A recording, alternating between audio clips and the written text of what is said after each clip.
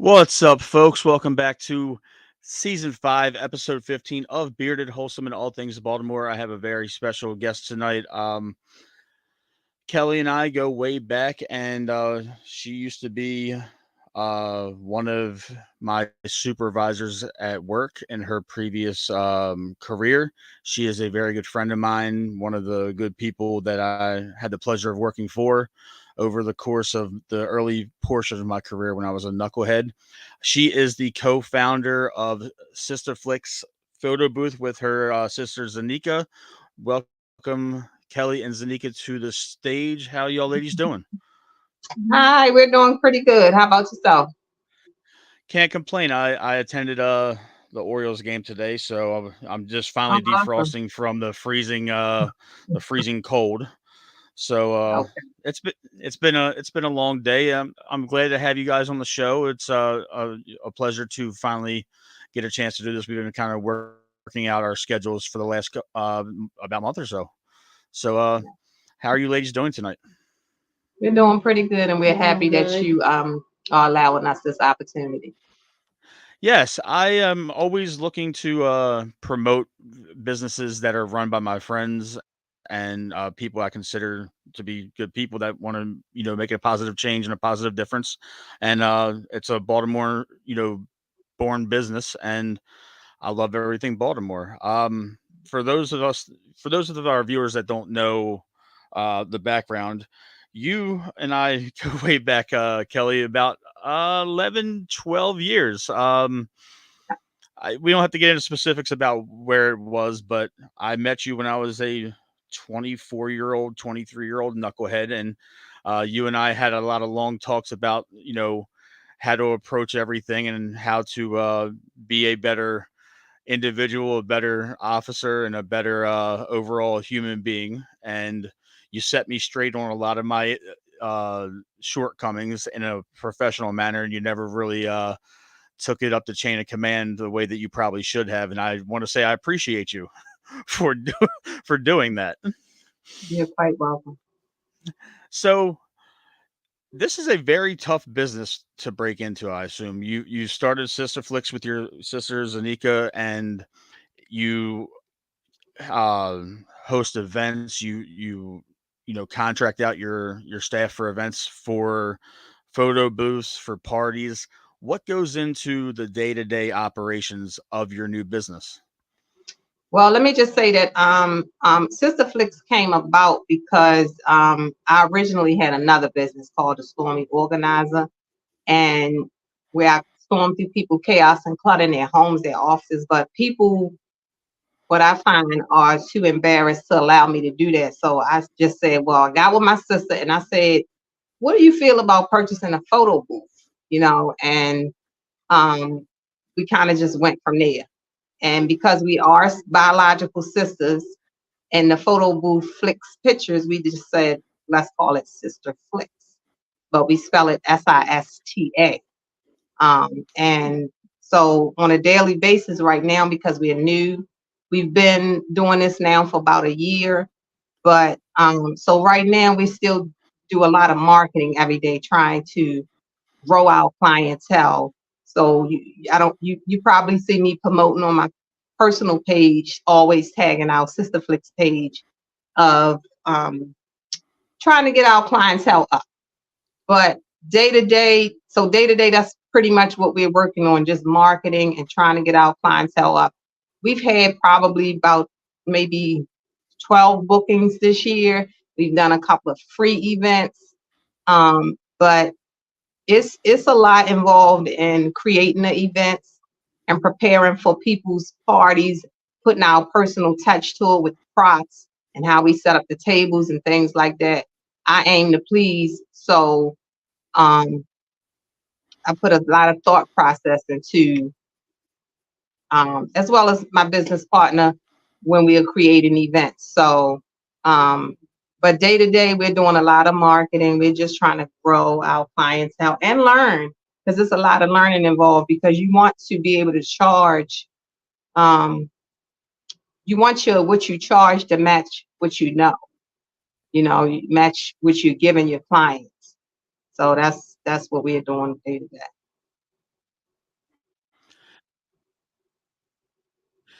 I can understand building a brand is a very tough thing, and I want to ask you a question about what you just alluded to about the events that you've booked 12 events so far this year, and that's fantastic. How do you go about choosing which events that you host for free as opposed to the events that you charge? Because there's got to be a fine line in the services that you render for one versus the other. So how do you go about picking which one to do for the certain occasion? Okay, so that's a great question. Our next free event, I'm sorry to tell you about our next free event is we will be I reached out to um JCI Correctional Institution about doing a free event for Officers Appreciation Day. So we're actually going to be going down there, setting up the booth and allowing officers to come in and take pictures, which that's me giving back to the profession that I came from. And I think in all the years, the 22 and a half years I was there, I've never seen this done. I've never seen anyone come in and with a photo booth and allow the officers that type of fun. So that's our next event. And so the reason why I thought it would be a great idea is because you know what it's like to be in corrections. You know how hard it can be. Sometimes you just need some fun.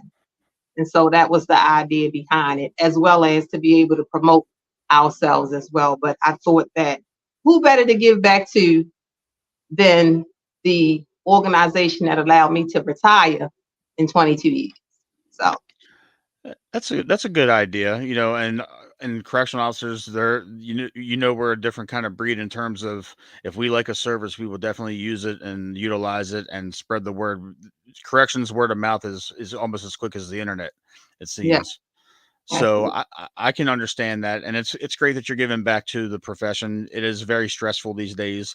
You know all too well about the day to day stress. So just the fact that you get to go into a photo booth and kind of let loose and act silly before you got to go back into the trenches, so to speak. It's nice.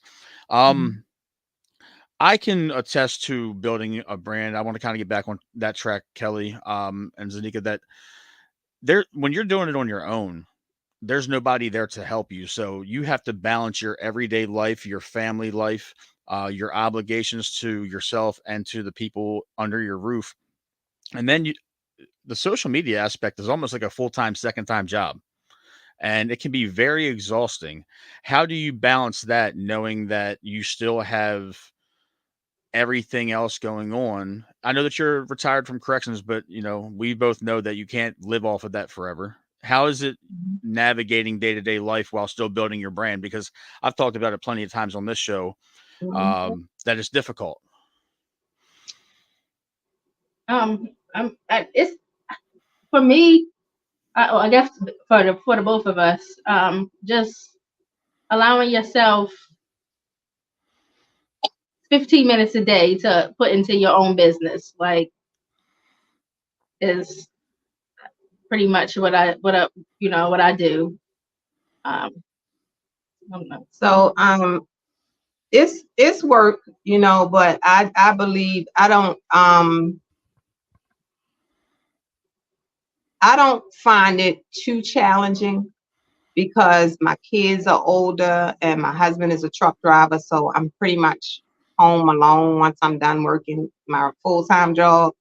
So, but I dedicate time to my business every day, because I know that consistency is key. And when people see how consistent you are, they I get receive inboxes or when people tell me and they shout me out about how consistent they see that I am promoting. So I mean, it has its challenging moments, but I love it. So I make it work.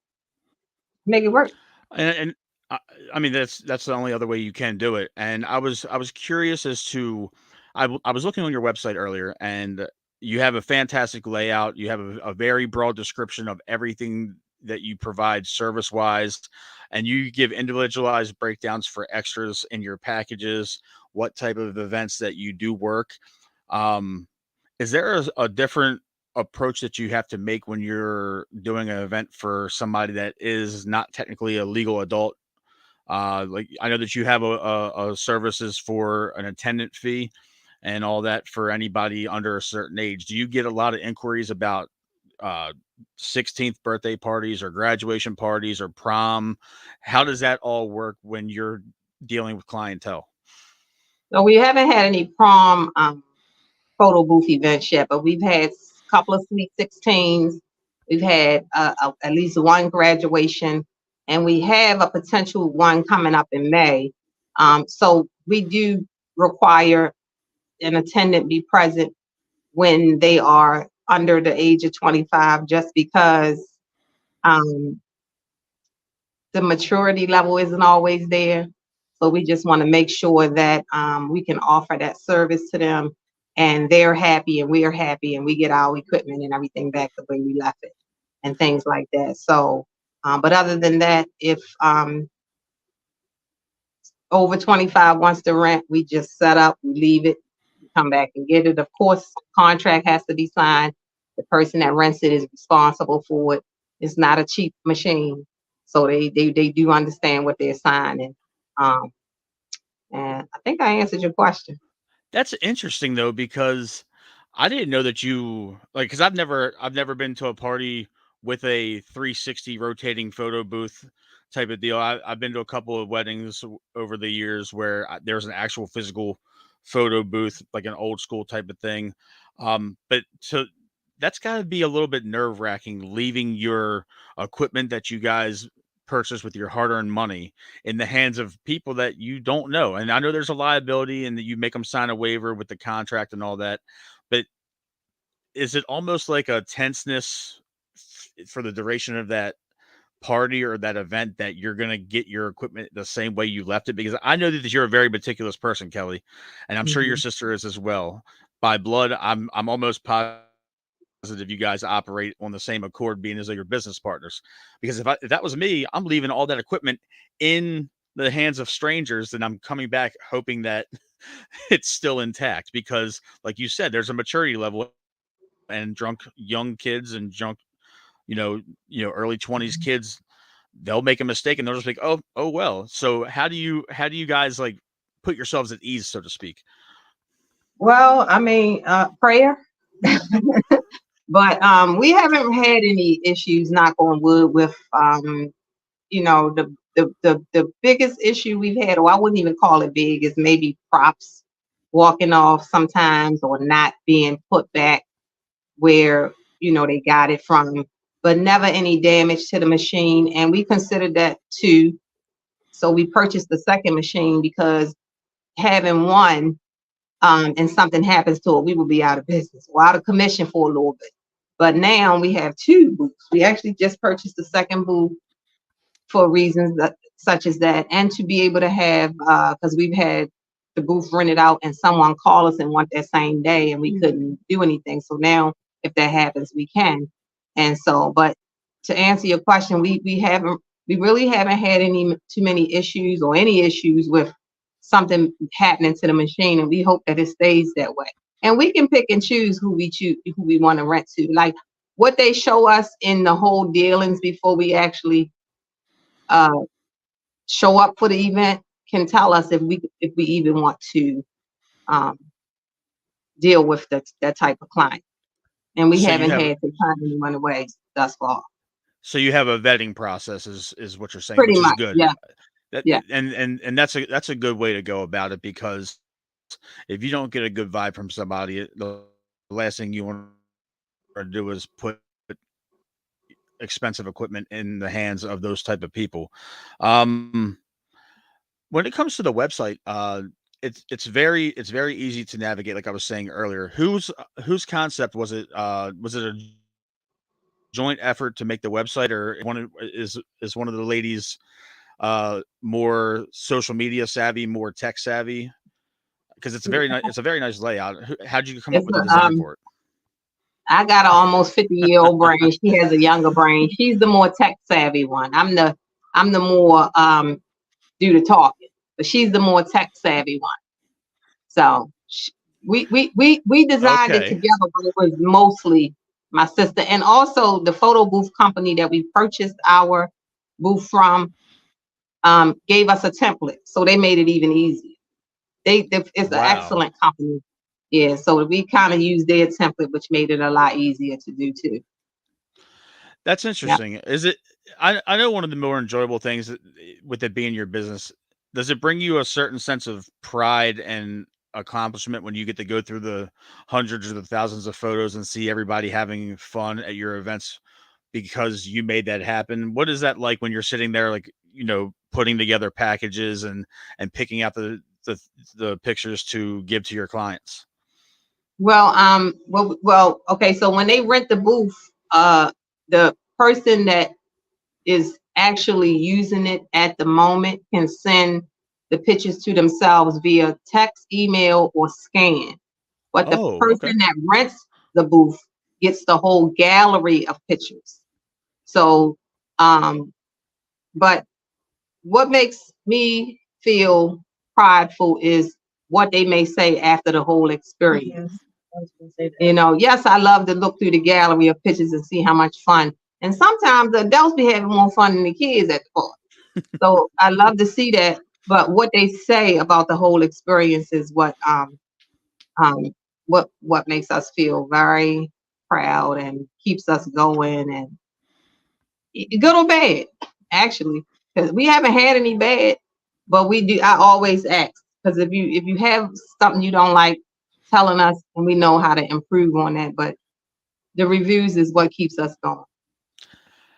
I can imagine that you are very meticulous in the way that you take the overall criticism. And I wanted to ask you, Kelly, I know this is more for you, Kelly, than it is for you, Zenika, that coming from the life that you had for 22 and a half years, we deal with people a certain way,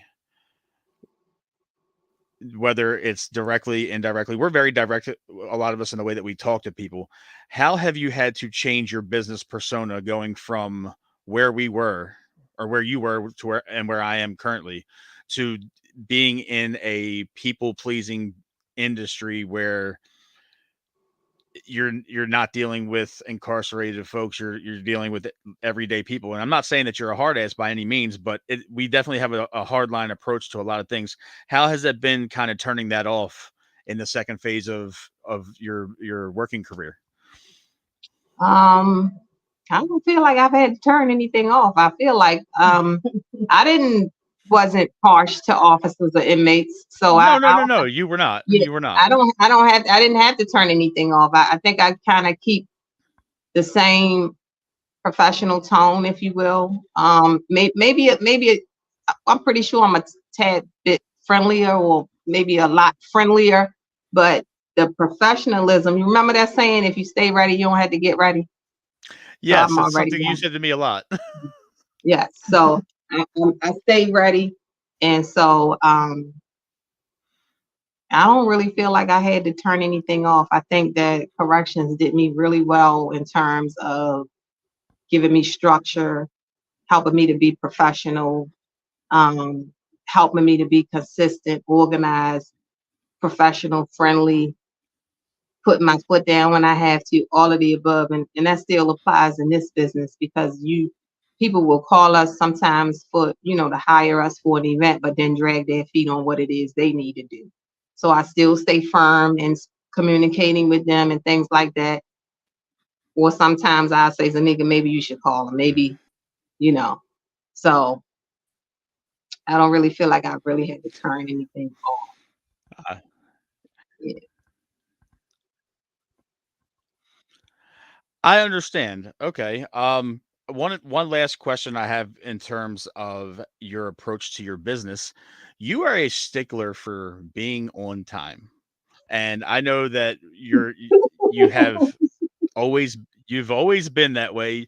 You do, if you're early, you're on time. If you're on time, you're late. I know that from personal firsthand experience. Do you have to, like, kind of like ease that up a little bit when you're dealing with time frame for when your customers want to rent things from you, rent your equipment from you? Because I know that you have a pickup time and a drop off time. I know you're going to be early for drop off. Now, when you're there expecting to pick up your equipment, it's not always. Is it always a linear thing, or do you have to ever wait around? Like, I know that's time is always a stickler for you in your past life. So I was curious. I wanted to ask you that. Well, I am a little more lenient on the breaking down, and like we don't just go and unplug the booth if people standing there, but like the moment they walk away, we do, especially if it's after the time. But I only remember having to tell someone no one time because the booth was off at the time when she came and wanted us to turn it back on, and I wasn't going to do that. But other than that, we don't brush people away. We just expect that they will respect the time that the event ends. And sometimes they run over a few minutes, and that's fine because we'll just do other stuff like break the props down or something like that. It's other stuff we can do until they get the fun out their system um, before we break the actual booth down. So it all works out. Okay, so now that you mentioned the props a couple times, I'm curious. Do you buy your props wholesale? Do you come up with ideas for themes and then go to someplace such as Party City, or do you utilize Amazon? How do you keep everything theme related? Like, what is your process for organization on that aspect of your business? We do all of the above, everything you name. We buy them wholesale. My sister last event, which we did for free for Guidance and Corrections. He has a food truck, and he just opened up a business, Smoking Wheels. We did their event for free too, and our props from Amazon didn't come in the mail on time, so my sister actually made some with cardstock, and they turned out great. So now we're going to be making our own with cardstock.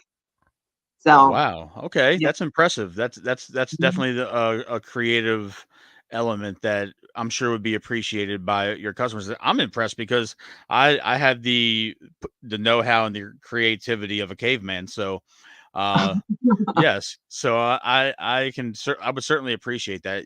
Being as though that's even more of your hard-earned time and effort going into making your experience more wholesome.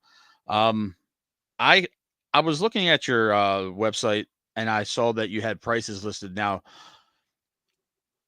do you go to other websites that are in the same niche as you guys and kind of try to be competitive? Because it can be a oversaturated market, for entertainment services with the 3D photo booth and all that. How do you go about that? Did you look at marketing and pricing amongst your competitors, or is this something that you just felt like you feel is worth your time and your effort, and you just went from there? Well, in the beginning, we got with people that were willing to allow us to ask some questions, come to their events, and probe how they do things. And we did compare prices. I don't really do that anymore because I feel like we are, um, yeah, we're definitely more acclimated. But like most of people only rent for 3 hours, and then they charge for that fourth hour. We rent for 4 hours. Our price includes 4 hours. Um, Most people don't give a setup like we give. Well, that may not be true. I see props and people give props and things all the time, but I think that we just put a little more into how we set our table up. But basically, long story short, I feel like what we offer, um, we might be too cheap for what we actually offer, but we are okay with that price because we're still learning. But we do give for 4 hours, whereas most people only rent for three, and then they charge for that extra hour. We don't do that, and because most events are at least 4 hours, so that's why we offer 4 hour packages. And of course, they can get more hours, but most time people only rent for the 4 hours. Yeah. Okay. It was, I was just wondering, how I wasn't, necessarily asking you why you charge that. It was more along the lines Okay. of, I didn't know if you done research on other websites, or if you like went and picked somebody's brain about what Yes, we do. to how it went into the charging for the 4 hours. And like you said, you have a reasonable price point for what you offer. So I know that you're still early in a year into this, and I'm sure you will adjust as time goes on once you realize what your market value truly is.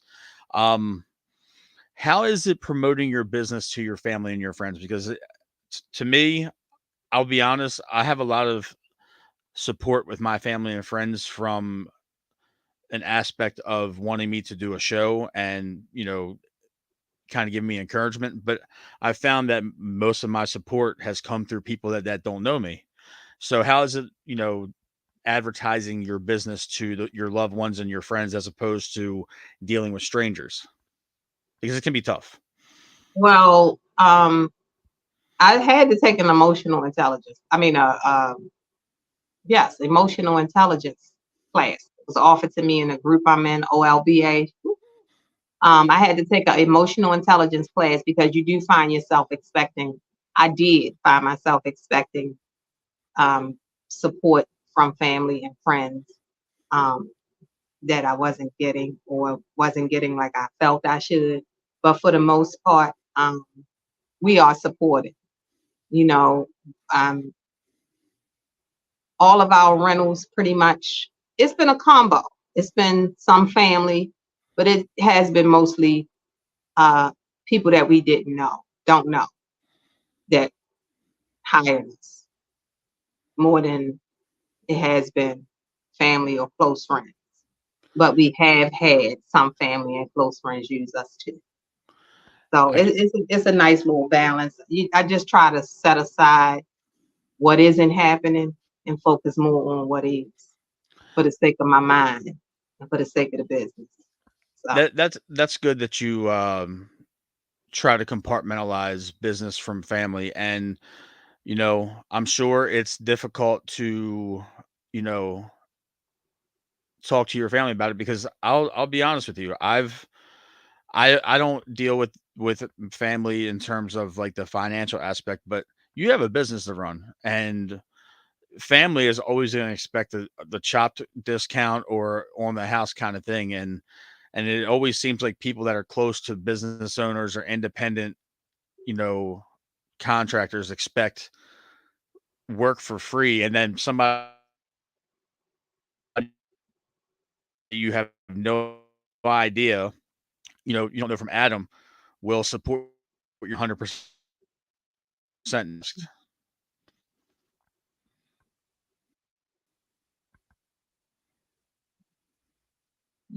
your last part broke up a little bit. I'm sorry. I was just want I can just relate to the fact that people that don't know you will support your business wholeheartedly, as opposed to the people that are close to you, because they expect some sort of handout or some sort of reduced pricing, and you still have a business to run at the end of the day. So it's good that you went and sought some, an ulterior way to process that, type of situation. Yes. Yeah, I don't think that, I can't recall ever being asked for a discount from the people that has gotten the booth through me. My sister, on the other hand, has definitely more than I have. I think that for me personally, if I use a friend's business, I'm not even going to ask for a discount. If they offer it, yes, I'll take it, but I'm not going to ask, because business is business. And I think people know that about me. And so they're going to treat me the way I treat them. If I'm going to give you a discount or offer you one, let me do that. Don't ask me for it, because this is business. You know what I'm saying? And I'm not going to ask you for one either, because this is business. So, yes. That is completely understandable. I'm sure that it being business partners, you got to, sit down and kind of filter through what's being asked of you, because at the end of the day, you have bills to pay and you have a brand to build, and your time is not free unless you choose for it to be free.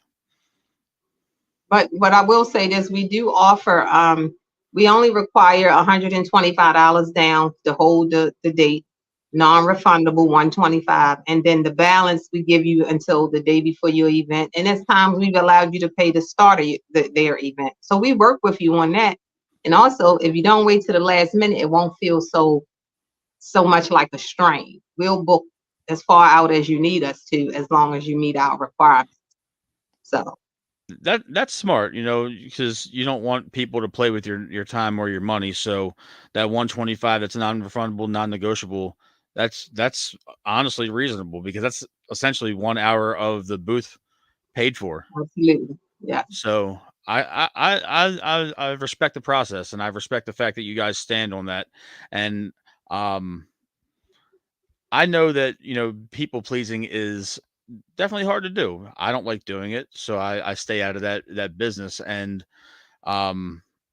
there's a lot of different personalities that you have to deal with on an individual case by case basis. And I'm so happy that you are well on your way to building an entertainment business for you and your sister. It's very nice to see, and you have a very professional, direct approach to the business itself. There's not really anything that's left. When I was looking at your website, and I was like, okay, so if I wanted to pay for this for 4 hours, I know I'm getting A, B, C, and D. The additions are down at the bottom if I wanted anything else. So it's not like I would have to contact you and then ask a ton of questions. You guys lay everything out as firm and as direct as possible on the website, and that's fantastic to me. Yes. Thank you. But I just wanted to thank you guys again for coming on. It's been a pleasure getting to know the behind the scenes business. I personally need to probably attend a party where there's a 360 camera booth, because I've never had the opportunity to. And I'm so happy that you're, on this successful venture with your sister, Zenika. It was a great opportunity to finally meet you. And I'll let you guys go, find you on social media so you can follow along, and your website as well. Now let me just close with this. We don't have a 360. We have a salsa photo booth, and I'm gonna turn the camera real quick to show it. That's what we had. Okay. I keep on saying 360. I'm so sorry.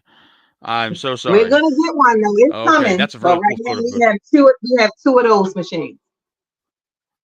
Okay, so I spoke too soon, but I apologize. I thought it was 360. I thought I read 360 earlier, and I kept on saying it. So I apologize. But where can everybody find you for your business services, and where are you at on social media?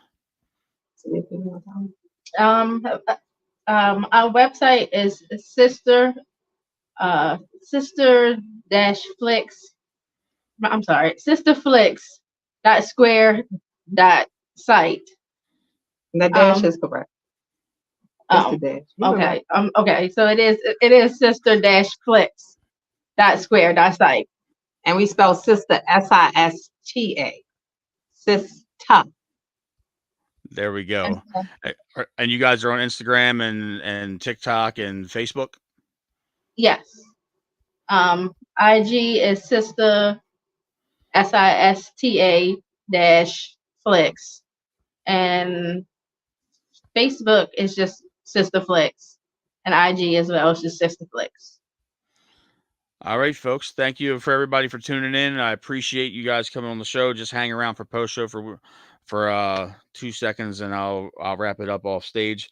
We'll be back next week, folks, covering the first week of the Orioles season, and that is a wrap for episode 15. Thank you.